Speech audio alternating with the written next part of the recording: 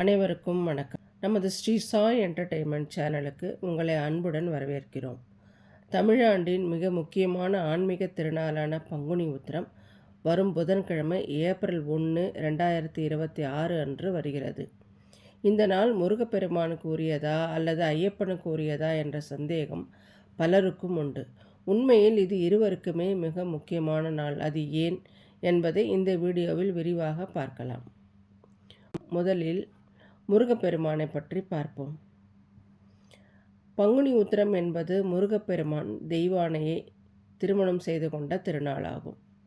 சூரபத்மனை அழித்து தேவர்களை காத்த முருகனுக்கு நன்றி கடனாக இந்திரன் தன் மகளான தெய்வானையை திருமணம் செய்து கொடுத்தார்.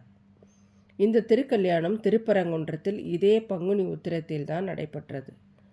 அதனால்தான் இந்நாளில் முருகன் கோவிலுக்கு சென்று திருக்கல்யாணத்தை தரிசித்தால் திருமண தடைகள் நீங்கும் என்பது ஐதீகம். ஐயப்பனின் அவதார மகிமை.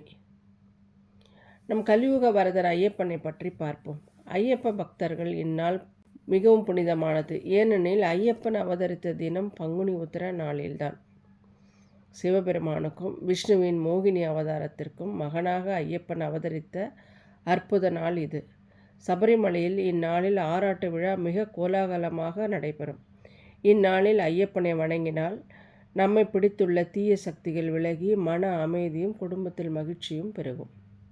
இவங்க இருவர் மட்டுமின்றி இந்நாளில் இன்னும் சில அதிசயங்களும் நிகழ்ந்துள்ளன. ராமபிரான் சீதாதேவி திருமணம் நடந்தது இந்த நாளில்தான். மகாலட்சுமி பார்க்கடலிலிருந்து அவதரித்தது, மகாவிஷ்ணுவின் மார்பில் அமர்ந்ததும் இதே திருநாளில்தான்.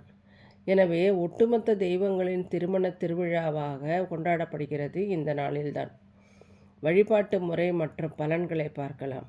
வரும் புதன்கிழமையன்று அதிகாலையில் எழுந்து நீராடி உங்கள் வீட்டு பூஜை அறையில் விளக்கேற்றி முருகன் மற்றும் ஐயப்பனை மனதார வேண்டிக் கொள்ளுங்கள்.